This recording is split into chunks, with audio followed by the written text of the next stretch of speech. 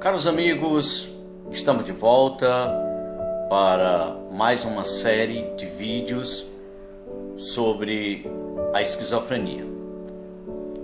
Eu sou Francisco Fernandes, sou psicanalista clínico e resolvi fazer essa série de vídeos para passar alguns conhecimentos para pessoas comuns.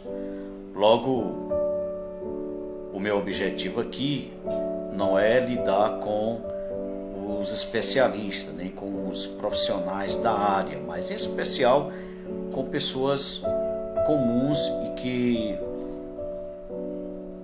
de uma maneira ou outra estão em contato com pessoas que têm transtornos mentais, como também lidam com pessoas com esses tipos de enfermidade, até mesmo no meio familiar.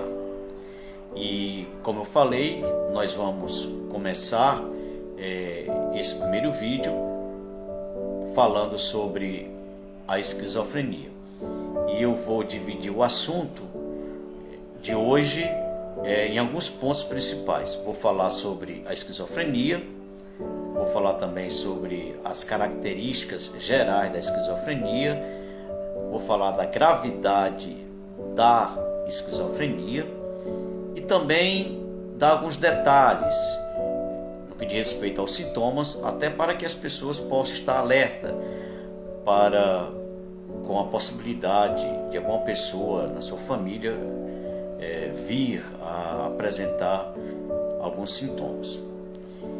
E daí então eu chamo a sua atenção para o primeiro ponto, que é uma definição sobre esquizofrenia. E quando a gente estuda, no caso, a esquizofrenia, nós vamos perceber que a esquizofrenia, como nós conhecemos hoje, ela era conhecida como mania ou frenesi. E antigamente, pessoas com esquizofrenia recebiam normalmente o diagnóstico de maníaco depressivo. Agora, hoje, nós já sabemos que a esquizofrenia é uma enfermidade psíquica ligada à psiquiatria e ela afeta a consciência do chamado eu e também as relações afetivas. Também afeta a percepção e o pensamento.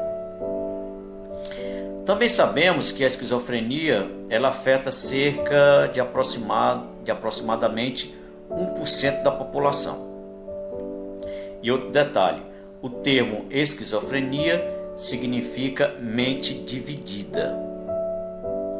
E atualmente a esquizofrenia é uma enfermidade mental que afeta homens, mulheres, em várias idades, nacionalidade e não importando o estado social. Agora, quais são as principais características ou as características gerais da esquizofrenia? Eu sempre digo que a característica principal da esquizofrenia é a desorganização no processo mental, no qual a pessoa perde o sentido da realidade, ficando incapaz de distinguir a experiência real da imaginária, ou melhor, ela fica, na verdade, em outro mundo. Aparece também alucinações, no caso diversas, delírios, alterações no comportamento, em alguns casos a irritabilidade, agressividade e também hiperatividade. E geralmente os primeiros sintomas aparecem antes dos 40 anos de idade. Isso não quer dizer que não venha aparecer após, pode aparecer.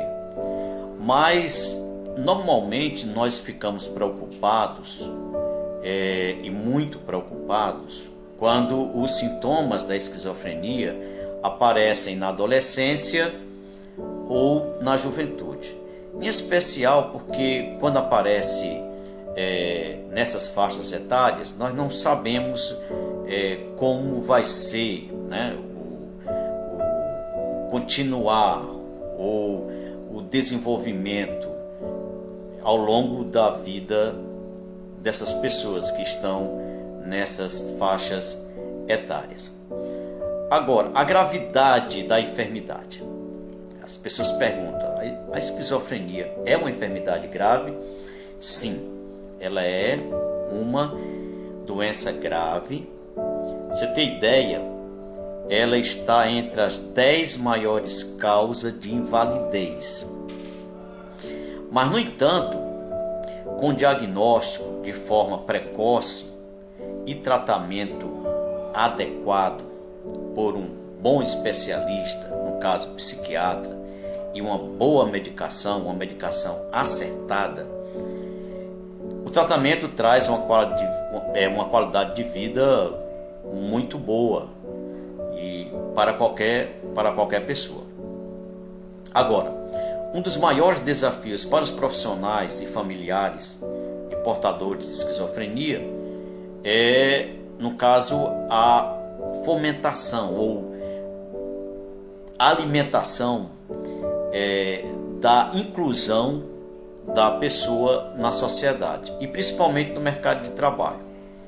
Em especial porque existe muito preconceito para com as enfermidades mentais e no caso da esquizofrenia o preconceito é bem maior.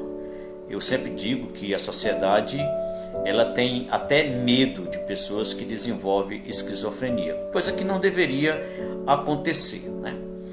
Agora, é muito importante que você observe os sintomas que chamam mais atenção, né? Então, isso é importante até para que você possa procurar aí a ajuda de um especialista. E, em geral, os primeiros sintomas da esquizofrenia são o isolamento, a pessoa fica isolada, existe também um retraimento social,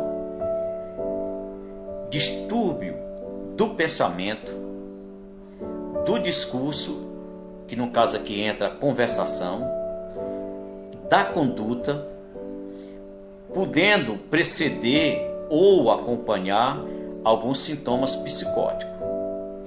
Daí então o cuidado que as pessoas devem ter na observação desses sintomas.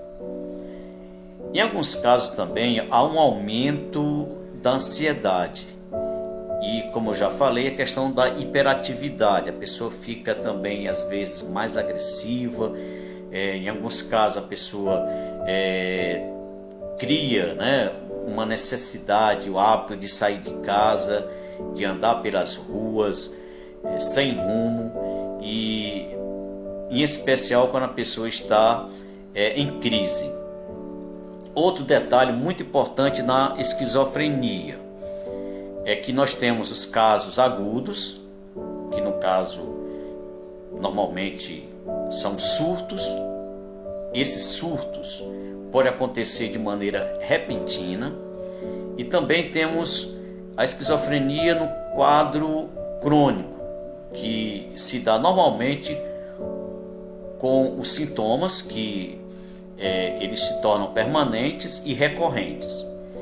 E não só isso, normalmente a pessoa tem um surto e quando não há um tratamento adequado, a pessoa pode também desenvolver, no caso, a outra etapa, que é a esquizofrenia crônica. Nesse caso, quem desenvolve esse nível, né, de esquizofrenia vai precisar de tratamento constante, ou melhor, tratamento frequente para poder recuperar as funções normais.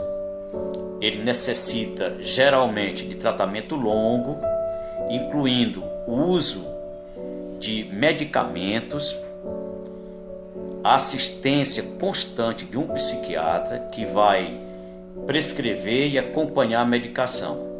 Em alguns casos também ele vai precisar de um acompanhamento do psicólogo ou de um psicanalista.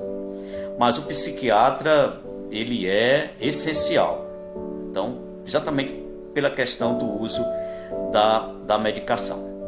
Muito bem, vou ficar por aqui. No próximo vídeo eu falo sobre os vários tipos de esquizofrenia e seus principais sintomas, tá bom? Espero ter lhe ajudado e logo mais eu volto com o segundo vídeo da série Esquizofrenia.